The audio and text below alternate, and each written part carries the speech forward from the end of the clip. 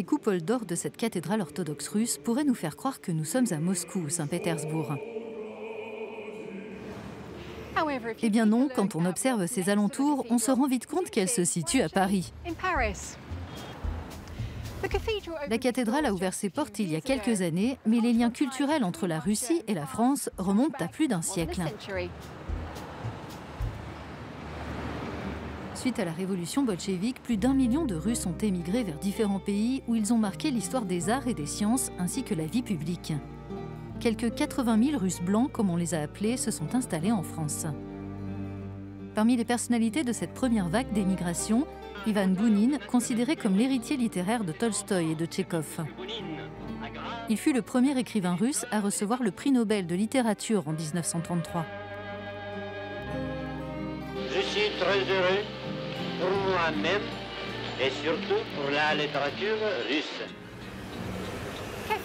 Les cafés comme La Coupole, ici à Paris, étaient au cœur de la vie intellectuelle et artistique des années 1920 et 1930.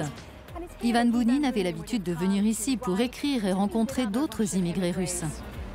Nous retrouvons sur place Anna Luchenkova-Foskolo, auteure de plusieurs ouvrages sur Ivan Bounine. Dans l'un de ses romans, intitulé À Paris, il mentionne ce café La Coupole. Et c'est là que ces deux héros passent une soirée romantique.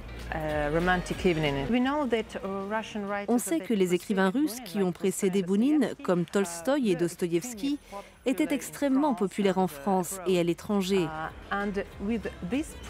Et ce prix Nobel a été synonyme de renouveau pour la littérature russe et de reconnaissance internationale. Je pense que l'écriture d'Ivan Bounine a évolué pendant les années qu'il a passées en France. Il y a cette importance de la nostalgie dans ses œuvres, l'importance des thèmes russes. Autre célèbre exilé russe, Serge Diaghilev, fondateur des légendaires ballets russes qui ont eu un succès retentissant à Paris et ailleurs dans le monde.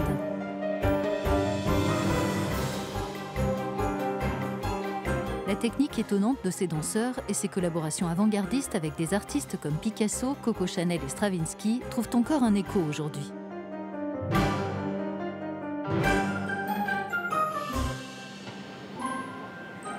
Au théâtre de Chaillot à Paris, on prépare Nijinska, voilà la femme. Nous sommes autorisés à assister aux répétitions. Cette production de danse contemporaine rend hommage à Nijinska, ancienne ballerine et chorégraphe des ballets russes. Ils ont créé de nouvelles formes chorégraphiques physiques qui changent complètement la façon de se tenir, la dynamique, l'orientation, la puissance des gestes qui étaient absolument nouvelles. Et ça, aujourd'hui, ça intéresse énormément les chorégraphes. Ce qui est très marquant avec Serge Diaghilev, il arrive avec cette troupe extrêmement célèbre pour produire des spectacles amenés à regarder le monde d'une manière différente. Comme ceux d'hier, les artistes russes d'aujourd'hui contribuent au rayonnement culturel de leur pays. C'est magnifique quand le public découvre la culture russe grâce à des exemples actuels, dynamiques, et pas uniquement à travers les personnages illustres du passé. C'est merveilleux. La culture, c'est toujours un dialogue, un échange d'idées et de valeurs. Pour moi, c'est tout le sens de notre agence Rossotrudnichestvo, en tant qu'institution pour la communication et la médiation. Installé à Moscou, Yuri Bashmet est chef d'orchestre et violoniste. Il se produit dans le monde entier.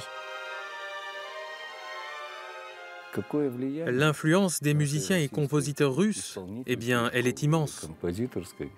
Ce que l'Occident reçoit de la part de la Russie, c'est l'incroyable énergie de la jeunesse. Après tout, nous sommes jeunes en tant que nation. Nous, les Russes, nous offrons notre âme au reste du monde et nous l'encourageons à faire pareil.